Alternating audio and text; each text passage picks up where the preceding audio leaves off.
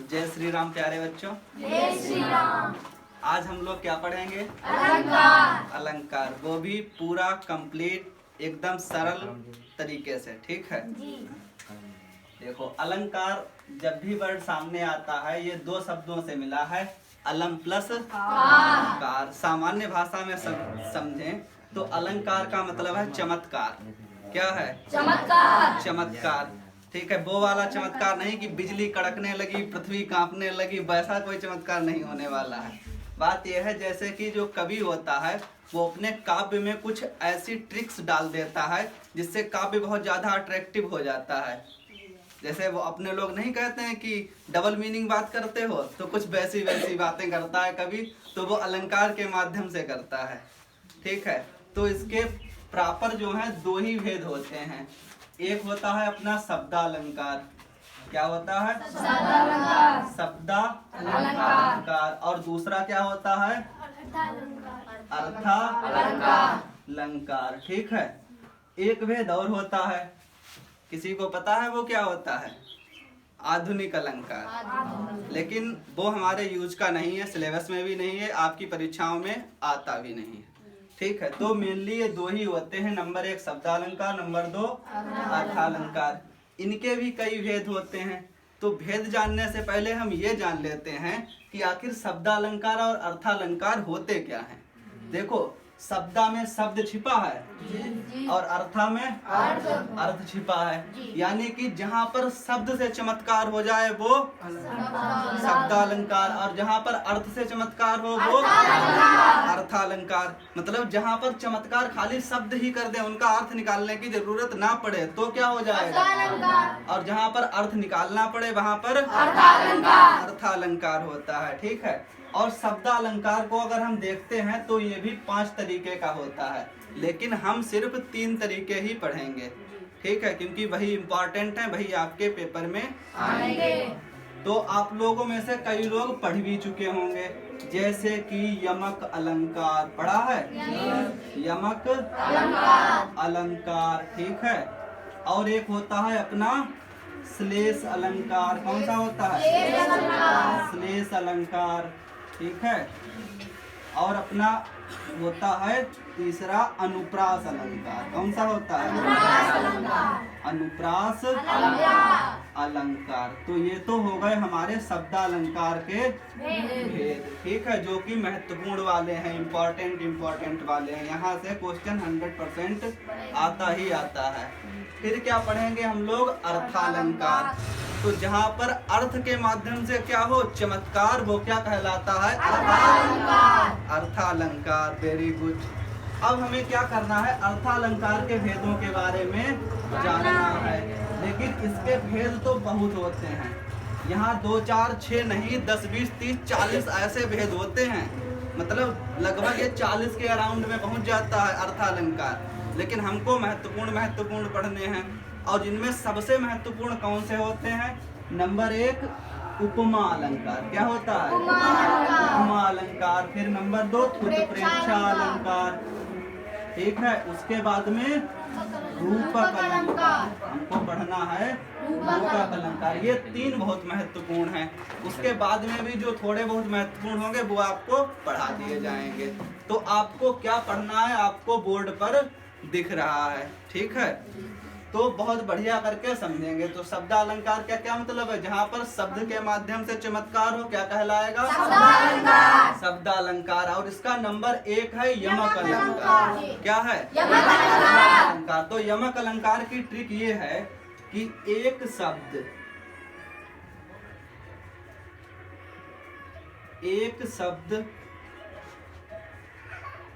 एक से अधिक बार आएगा, एक से अधिक बार आएगा। और क्या होगा? प्लस अर्थ भी क्या होगा? अलग अलग होगा। अर्थ अलग अलग होगा। ये हो गई है यमक अलंकार की ट्रिक। ठीक है, तो यमक अलंकार की ट्रिक तो देख ली है। अब इसका क्या देखते हैं? एग्जाम्पल। क्या देखते हैं? एग्जाम्पल। तो एग्जाम्पल देखते हैं। फिर आपने एक एग्जाम्पल बहुत सुना होगा कि कनक कनकते मादकता या पाए जग या खाए। वेरी गुड, आपको तो याद है। तो कनक, इसमें जो कनक होता है वो एक कनक का क्या मतलब होता है? सोना। एक कनक का मतलब होता है सोना। और दूसरे कनक का क्या मतलब होता है? क्या होता है? धतूरा होता है। ठीक है, तो ये जो सोना होता है इसको पाने के बाद में आदमी बौरा जाता है, मतलब वो फिर आदमी को आदमी नहीं समझता। और धतूरा खाने के बाद में आदमी बौरा जाता है, पागल हो जाता है। ठीक है, तो यहाँ पर दो कनक यूज हुए हैं, दोनों ही क्या दे रहे हैं? अलग अर्थ दे रहे हैं। कौन सा अर्थ दे रहे हैं? अलग। तो यहाँ पर देखो एक शब्द एक से अधिक बार आया और अर्थ क्या हो गए? अलग अलग हो गए। तो हमारा कौन सा अलंकार हो गया? यमक अलंकार। और यमक अलंकार किसकी श्रेणी में आता है? शब्द अलंकार की श्रेणी में। तो पहले समझ लेते हैं, बाद में लिखवा देंगे। तो अब हम स्विच करते हैं श्लेष अलंकार की तरफ। किधर जाएंगे? श्लेष अलंकार की तरफ। बहुत ही इंटरेस्टिंग होने वाला है श्लेष अलंकार। श्लेष अलंकार जो है बहुत महत्वपूर्ण है और ये कनक कनक वाला एग्जाम के लिए भी बहुत बार प्रतियोगी परीक्षा और हर जगह एकेडमिक में पूछा गया है। दूसरा पढ़ते हैं हम लोग श्लेष अलंकार। श्लेष अलंकार, देखो श्लेष का अर्थ होता है चिपका हुआ। क्या होता है? चिपका हुआ। जैसे कोई चीज चिपकी है तो उसको छुटाते हैं तो कुछ चीजें वहीं पर उसकी चिपकी रह जाती हैं, पूरी नहीं छूटती हैं। तो ये चिपका हुआ अलंकार है। तो इसका अर्थ ये है, शब्द एक ही होगा लेकिन अर्थ उसमें कई सारे चिपके होंगे। शब्द एक ही होगा, अर्थ होंगे बहुत सारे चिपके। एक आध छुटा लोगे तो एक आध चिपका रह ही जाएगा। तो देखो ये तो मजाक की बात थी। इसका एग्जाम्पल है सुबरन। सुबरन को खोजत फिरत कवि व्यभिचारी चोर। देखो कितना बढ़िया एग्जाम्पल बताया है।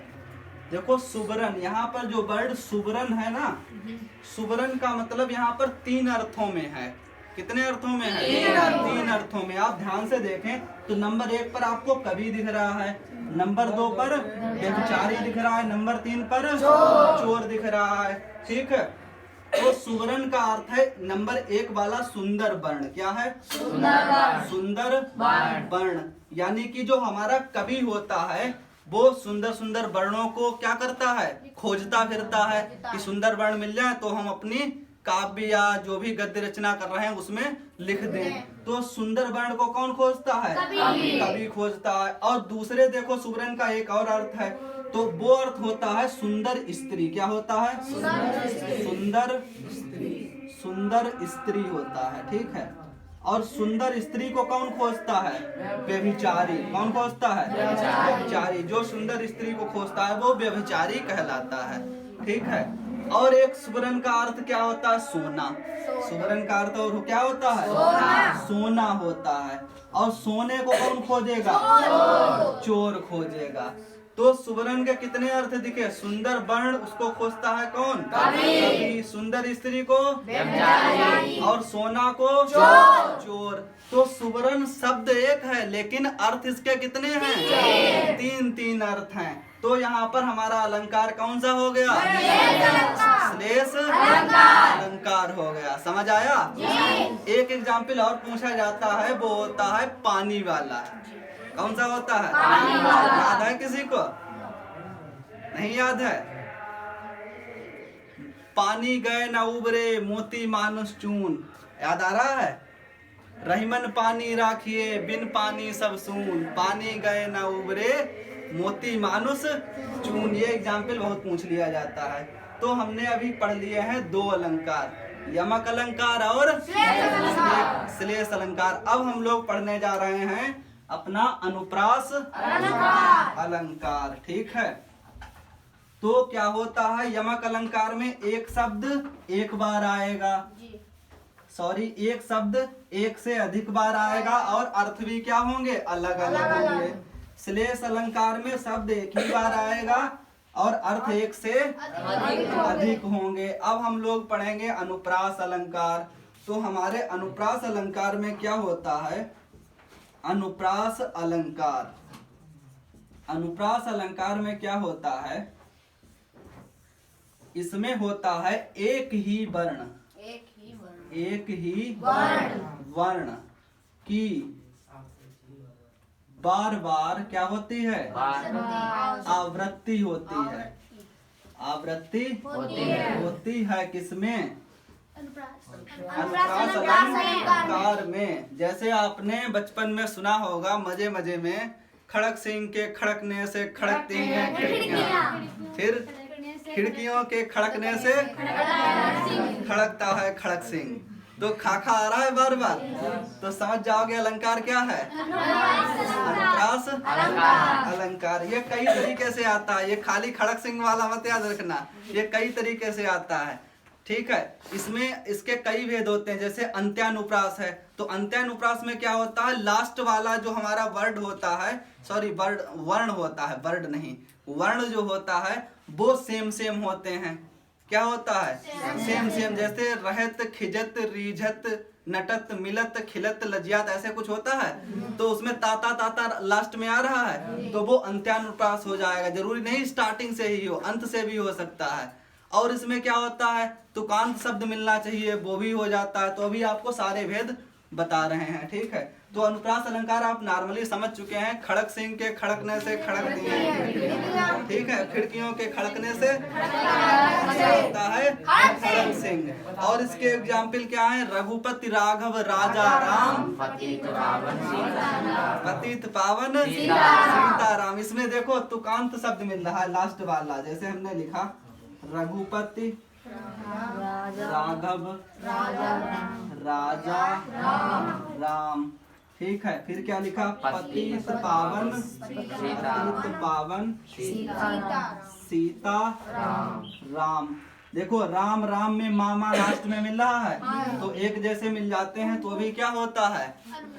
अनुप्रास अलंकार। जैसे मंगल भवन अमंगल द्रवौस दशरथ अजर बिहारी, तो भी क्या होगा?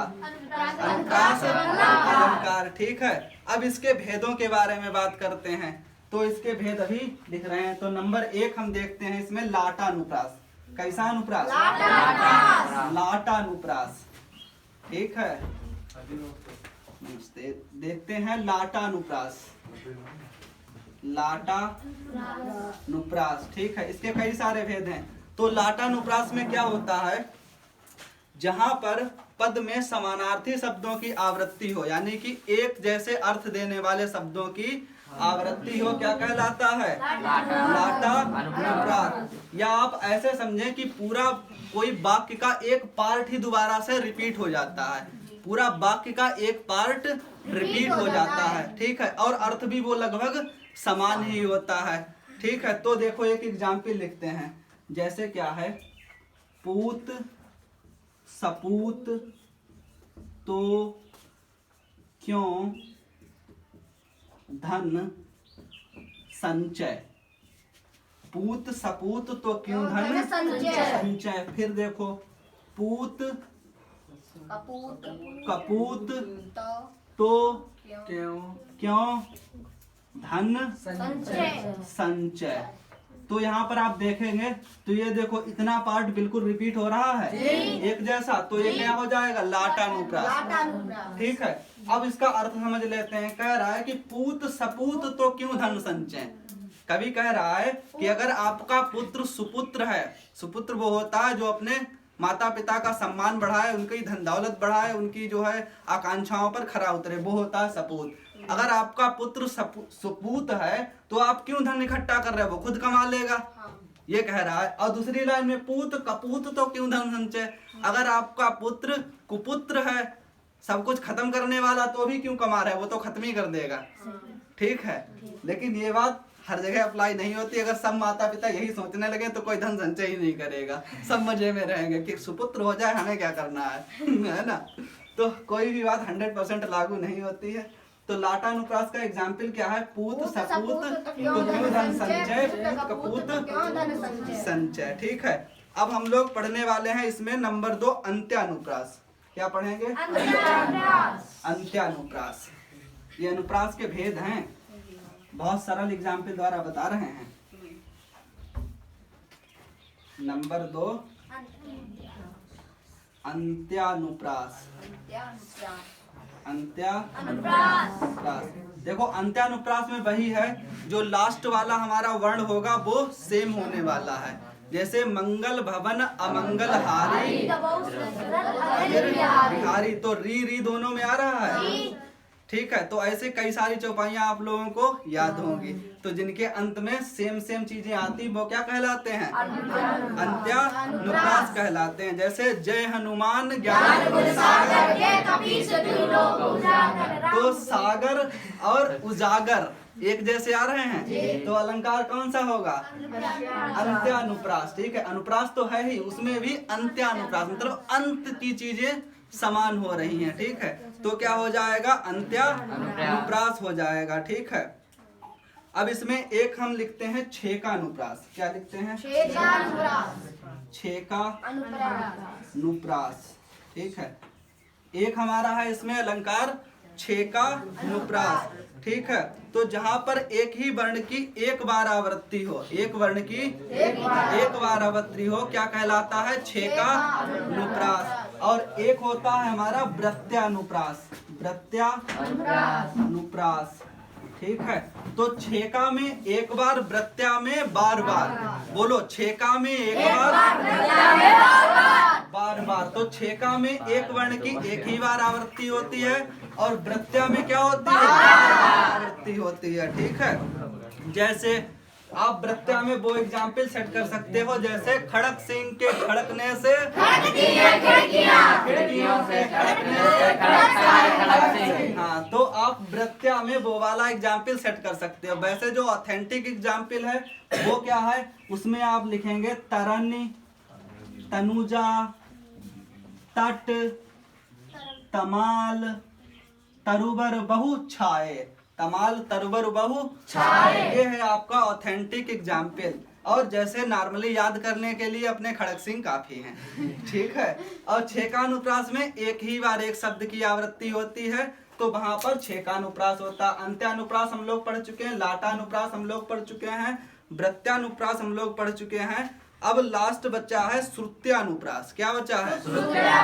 श्रुत्यानुप्रास। एक है अपना श्रुत्वानुप्रास। देखो, श्रुत्यानुप्रास का मतलब ये है कि सुनने में अनुप्रास जैसा लगे, सुनने में अनुप्रास जैसा लगे। ठीक है, तो ये दिखने में नहीं लगेगा, सुनने में लगेगा। जैसे कभी कभी ऐसा होता है, जब जो हमने कोई जैसे चौपाई पढ़ी या किसी ने कोई भी लाइन पढ़ी, तो उसमें कुछ वर्ड सिमिलर जैसे लगते हैं, राइमिंग वर्ड नहीं होते इंग्लिश में, तो वैसे ही श्रुत्या में जो तालमेल तुकताक बनती रहती है, तो लगता है कि सेम जैसी आवृत्तियां हो रही हैं, तो वहां पर श्रुत्यानुप्रास हो जाता है। जैसे इसका एग्जाम्पल है, कहत नटत रीझत खिजत।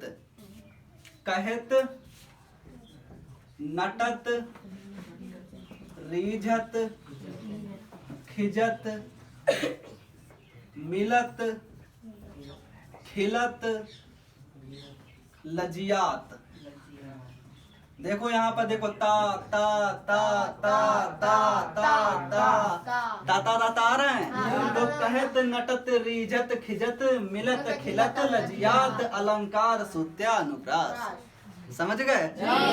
तो हमने पूरा अनुप्रास कर लिया है कवर। आशा करते हैं थोड़ा बहुत याद भी होगा। ठीक है, दोबारा से वीडियो को देख लोगे तो पूरा याद हो जाएगा। चलो, अब हम लोग एंट्री मारते हैं अर्थालंकार पर। ठीक है, शब्दालंकार जो इम्पोर्टेंट था वो हमने कवर कर लिया है, और अर्थालंकार पे अब हम लोग एंट्री मारते हैं। तो देखो, जहां पर शब्दों से ही अलंकार हो जाता था, जैसे हमें ज्यादा दिमाग नहीं लगाना है। देखो, शब्द पकड़ लिया, ता ता ता ता ता ता, मिल गया हमें अपना श्रुत्यानुप्रास अलंकार।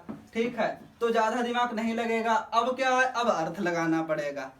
अब अर्थों से चमत्कार होगा। अभी शब्दों से हो रहा था, अब अर्थों से होगा। तो अर्थालंकार को हमारे जो सिलेबस में इम्पोर्टेंट है, जो बहुत पूछा जाता है, वो कौन सा है? उपमा अलंकार, उपमा अलंकार और रूपक अलंकार, रूपक अलंकार और उत्प्रेक्षा अलंकार। उत्प्रेक्षा अलंकार। तो पहले हम ये 3 कंप्लीट करेंगे, उसके बाद में आगे बढ़ेंगे, ठीक है। तो पहले हम लिखते हैं, क्या लिखते हैं? उपमा अलंकार। उपमा अलंकार, उपमा अलंकार। अलंकार ऐसा समझाएंगे कभी नहीं भूल पाओगे, बस ध्यान लगाकर समझ लेना। जो हमें समझता होगा वो इस एग्जाम्पल को कभी नहीं भूल पाएगा, ठीक है। तो उपमा में क्या होता है? उपमेय, उपमेय अगर दिख नहीं रहा तो आप आगे आ सकते हैं, जगह है ना। उपमेय में,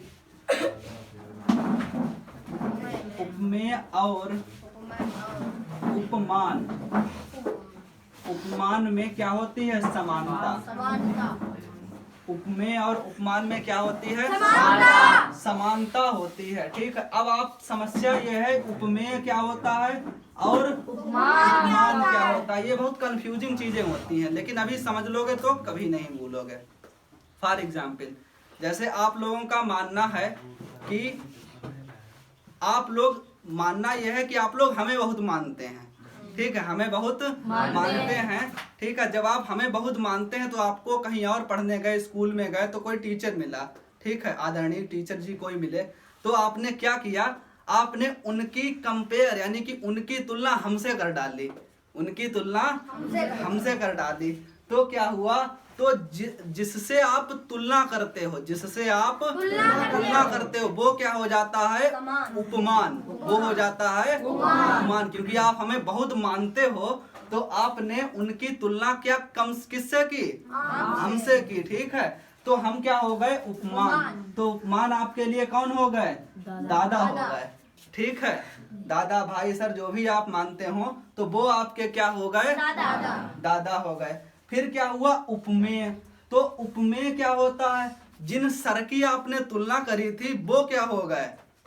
वो उपमेय हो गए, वो हो गए उपमेय। तो ध्यान ये रखना है, जैसे आप हमें मानते हो तो आप हमारी, हमसे सभी की तुलना करते हो। कोई भी नया बंदा मिला, बोले दादा जैसा, दादा जैसा ही है ये नहीं, कोई नहीं, बहुत लोग होते हैं, तो दादा जैसा ही है। तो उपमा अलंकार क्या होगा कि मेरे जैसा आपको कोई मिल गया तो वो कौन सा अलंकार हो गया? अलंकार हो गया। आपको किसी टीचर ने बहुत मस्त पढ़ाया, बोले बिल्कुल दादा जैसा ही है, मतलब उसने, आपने उनको मेरे जैसा ही बना दिया, बिल्कुल मेरे जैसा, तो अलंकार कौन सा हो जाएगा? उपमा अलंकार हो जाएगा। इतना समझ गए हो? चलो इसका एग्जाम्पल लिखा देते हैं। जैसे एग्जाम्पल है मुख, देखना ध्यान से, मुख चंद्र सा सुंदर है। मुख चंद्र सा सुंदर है। तो देखो यहाँ पर चंद्र सा क्या आ रहा है? चंद्र सा। जैसे यहाँ पर दादा सा, यहाँ पर क्या है? चंद्र सा। तो यहाँ पर उपमान कौन हो गया? चंद्रमा हो गया। मतलब किसी के मुख को किसके समान बता दिया गया? चंद्रमा के समान बता दिया गया। तो कौन सा अलंकार हो गया? उपमान। और इसमें उपमान क्या हो गया? चंद्र हो गया। उपमान क्या हो गया? चंद्र हो गया। और बचा हुआ क्या होता है? तो क्या होता है, जिससे आप तुलना करते हो वो उपमान हो जाता है, और जिसकी तुलना करते हो वो उपमेय हो जाता है। समझ गए इतनी बात? चलो अब हम चलते हैं दूसरे अलंकार। दूसरे अलंकार पर चलने से पहले इसके कुछ ट्रिक बता देते हैं। तो ट्रिक इसकी पहचानने की ये है, क्या ट्रिक है? इसमें आपको सा मिल जाएगा, सा वर्ड मिलेगा, और सदृश मिलेगा, और क्या मिलेगा? सादृश्य मिलेगा, ठीक है। जैसे यहाँ पर देखो, मुख चंद्र सा सुंदर है, क्या है? सा आ गया। मुख चंद्र सा सुंदर है, देखो सा आ गया। तो कैसे पहचानोगे? सा, सदृश, सादृश्य, ये वर्ड आपको मिल जाएंगे उपमा अलंकार में। पहचान लोगे? ठीक है। फिर क्या करना है? अब हम चलते हैं अगले अलंकार की तरफ। वो है हमारा उत्प्रेक्षा अलंकार है, ठीक है। अगला अलंकार है हमारा उत्प्रेक्षा अलंकार। अलंकार। कितने लोगों को आता है बताओ भाई, आता है किसी को? उत्प्रेक्षा अलंकार आता होगा। मनु माना हूं, जनु जाना हूं, सुने हैं नहीं सुने हैं? उत्प्रेक्षा अलंकार। देखो पिछले वाले में उपमेय और उपमान में समानता बताई गई थी। क्या बताई गई थी? समानता। आपने मेरे जैसा किसी को समान बता दिया था, लेकिन अब की संभावना व्यक्त करी जाएगी। अब की संभावना व्यक्त करी जाएगी। तो क्या होगा? उपमेय में उपमान की संभावना व्यक्त होगी। ठीक है, संभावना व्यक्त होगी। और इसको पहचानने वाले शब्द कौन कौन से हैं? वो हैं मनु मानहु, जनु जानहु। अगर ये वाले शब्द आपको दिख जाएं किसी अलंकार में तो आप आंख बंद करके क्या लगा दोगे? उत्प्रेक्षा अलंकार लगा दोगे। तो इसका एक एग्जाम्पल बताते हैं। तो हमने क्या कहा पिछली बार में? मुख चंद्र सा सुंदर है। ठीक है, अब की हमने क्या कह दिया? मानो मुख चंद्र है। मानो मुख चंद्र है। तो अब की हमने मान लिया है कि मुख हमारा क्या है? चंद्र है। यानी कि संभावना व्यक्त की गई है। पहचानने की ट्रिक क्या है? मनु मानव जनु जानव। तो यहाँ पर मानव वर्ड आ गया है, तो इससे आप पहचान लेंगे क्या हो गया अलंकार? उत्प्रेक्षा अलंकार। अब इसका जो तीसरा वाला पार्ट है वो उसकी कोई ट्रिक नहीं है, उसको फिलहाल ऐसे ही समझाने की कोशिश करते हैं। वो है अपना रूपक। रूपक अलंकार। ठीक है, किसी को पता है रूपक क्या होता है? रूपक अलंकार अभी हम सुनना शुरू करेंगे आप सभी लोगों से। रूपक अलंकार तो इसमें क्या होता है? उपमेय में कोई भेद नहीं होता। हाँ, उपमेय में उपमान की उपमेय में उपमान का कोई भेद नहीं होता। कोई भेद नहीं होता या भेद रहित आरोप होता है। भेद रहित आरोप होता है तो वो क्या कहलाता है? रूपक अलंकार कहलाता। मतलब ये है कि यहाँ पर कोई भेद ही नहीं रहता, बिल्कुल सेम सा हो जाता है। तो क्या होता है? वहां पर रूपक अलंकार होता है। जैसे इसका एग्जाम्पल है चरण कमल। Very good. चरण कमल चरण कमल बंदो हरि राई। ठीक है, चरण कमल बंदो हरि राई। तो ये हो गया हमारा रूपक अलंकार हो गया। ठीक है, तो यहाँ पर क्या है? चरण की बिल्कुल कमल के जैसा बताया गया है। मतलब चरण और कमल को आपस में ही जोड़ दिया गया है। मतलब चरण है तो बस कमल है, चरण और कमल एक ही जैसे कर दिए गए हैं। तो चरण कमल बंदो हरि राई। तो इसमें क्या हो गया? अपना रूपक अलंकार हो गया। तो ये है हमारे इम्पोर्टेंट अलंकार। दो एक अलंकार ऐसे हैं जो मजे में आपको बता देते हैं। ठीक है, कभी कभार हो सकता है पूछ लिए जाएं। जैसे एक होता है अतिशयोक्ति अलंकार होता है, इंग्लिश में इसे क्या कहते हैं? हाइपरबोल। Very good. ठीक है, तो जो अतिशयोक्त अलंकार होता है उसका एग्जाम्पल क्या है? राणा प्रताप के घोड़े को पड़ गया हवा से पाला था, राणा की पुतली फिरी नहीं तब तक चेतक मुड़ जाता था या उड़ जाता था, जो भी है। ठीक है, लेकिन अतिशयोक्ति का वर्णन किया, बहुत बढ़ा चढ़ाकर कहा गया था। ठीक है, और कोई एग्जाम्पल किसी को याद हो बता सकता है अतिशयोक्ति का? जैसे हनुमान की पूंछ में लगना पाई आग, फिर लंका सारी जल गई गए निशाचर भाग। ये भी क्या है? अतिशयोक्ति है, बहुत ज्यादा बढ़ा चढ़ाकर कहा जा रहा है। और किसी को कुछ याद हो तो? नहीं याद है?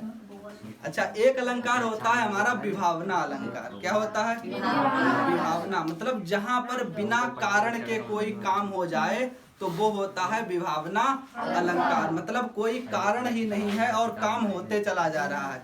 जैसे आपने कभी कभी कॉमेडी सुनी होगी कि एक आदमी है, वो दौड़ा हुआ बाहर आया और उसके पैर ही नहीं है। तो बिना पैरों के कैसे वो दौड़ के बाहर आएगा? नहीं आएगा ना। तो इस तरीके की जो चीजें होती, मतलब कारण है नहीं, काम हुआ जा रहा है।